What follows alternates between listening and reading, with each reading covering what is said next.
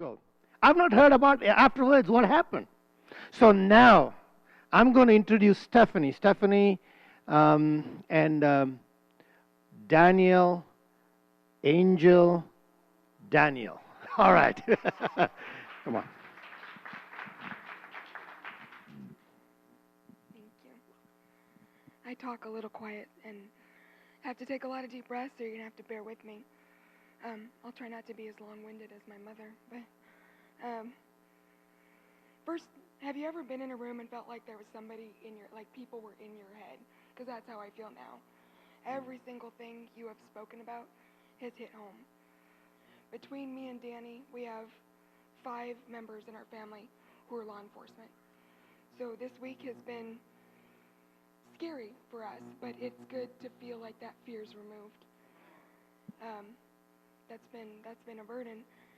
And when you were singing about the power of the name of Jesus, for the first 10 days in ICU, I don't remember anything. The next 4, I had no strength, and I was still semi-sedated, and I couldn't speak.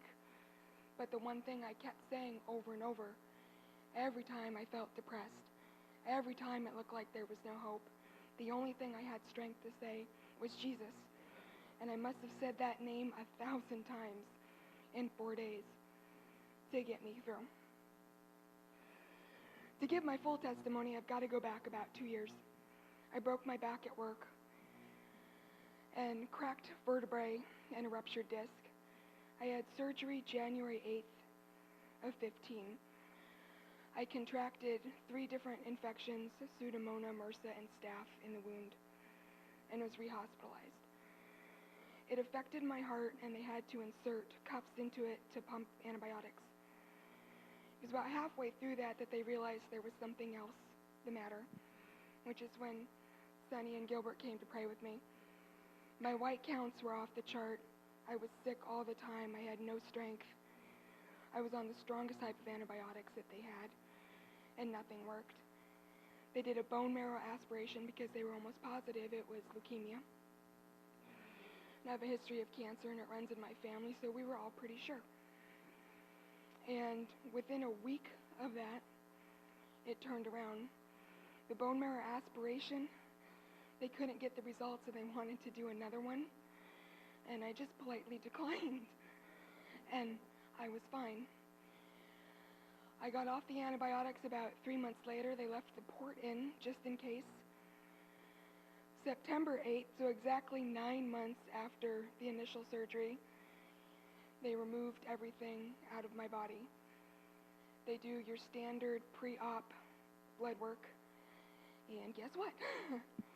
I had another 9-month journey, and we had tried to get pregnant for years. Just gave it to God, and figured when it was his time, it would be his time, and God decided that September 8th was the time. So I went from all of that to being pregnant. My first child, I delivered him at 31 weeks, and I was preeclamptic and had difficulties. So right away, we knew we had to be careful in this one. I was preeclamptic again, high blood pressure, protein in the urine. Difficult. I was hospitalized twice. It was, it was a battle, but we were doing really well. I made it to 36 weeks. 37 was our goal. Dan left to go to the gym. Angel was watching a movie in the back room, and I sat down and realized I couldn't breathe. I gave myself about 60 seconds to decide to call 911 or Dan, so I called 911. Evidently, I had enough energy just to give them my address. And then that was it. Danny happened to get home at the exact moment the paramedics pulled in, which is good because I didn't have energy to unlock the door. He let them in. The last thing I remember was seeing a paramedic and a firefighter. I would wake up 10 days later. That was April 30th. I had suffered flash pulmonary edema. My lungs had filled with blood. They assumed that I wasn't going to make it even into the operating room, so they delivered the baby in the ER. He ended up in the NICU for 14 days, but he's fine now. I was in ICU and on life support. I couldn't breathe on my own.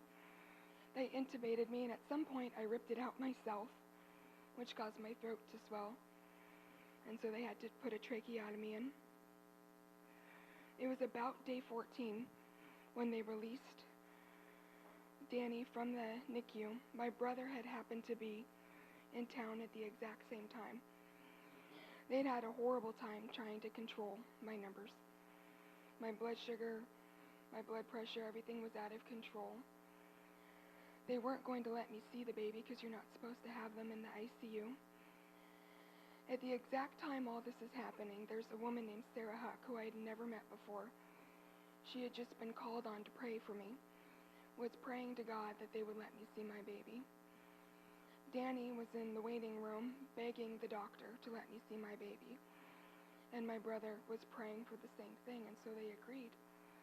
An hour after they left, my numbers started coming down. At that point, I was so reliant on the vent helping me breathe that they were discussing long-term care in Idaho or Seattle, where months or years would be needed to rehab. I didn't know that until well after I got home. In 6 days from that point, so day 14 to day 20, the events that happened with people praying for me and the visions they received. Some of these people were in Las Vegas, some were in Yakima, some I had never met. They were all having the same vision and relaying it to my mother, who would receive texts that would read the same word for word from different people about Jesus coming to pick up a lost sheep and pull him up off the ground. So the next day, they accidentally dislodged my feeding tube, and I begged my doctor, who I am sure was an advocate for me from God. Everybody else wanted to send me away but her. I begged her not to put it in. So she turned down my vent to 50%, which was kind of scary to hear. In 2 hours, I was doing fine. She turned it down 25% more after that, and I was still doing fine. That night,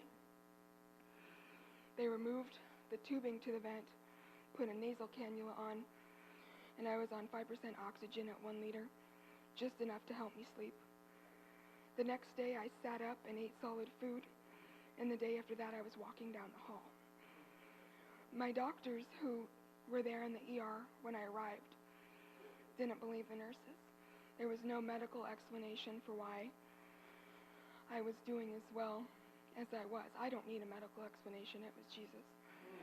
But they would come up to stare at me. I felt kind of like I was an animal in the zoo. They would come up and stare at me through the curtains just because they didn't believe I was sitting up and eating. 6 days after that, they moved me out of ICU. And 3 days after that, they discharged me and sent me home. There's no explanation.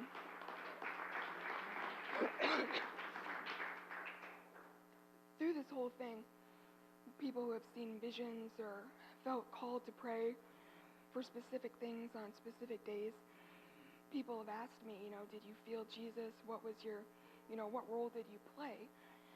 And I remember at one point talking to my mother, texting her because I couldn't speak, and saying, I don't have the strength to do this. And she responded, and, she's right, as she usually is, that, of course you don't. You can't, nobody can do this on their own. You have to give it to God. And the second that she said it, I did. I gave it all to him. And the next day, I felt like an entirely different person. That is the only reason I'm here. If I had tried to fight that battle myself, I'd be in Idaho right now. I absolutely know it.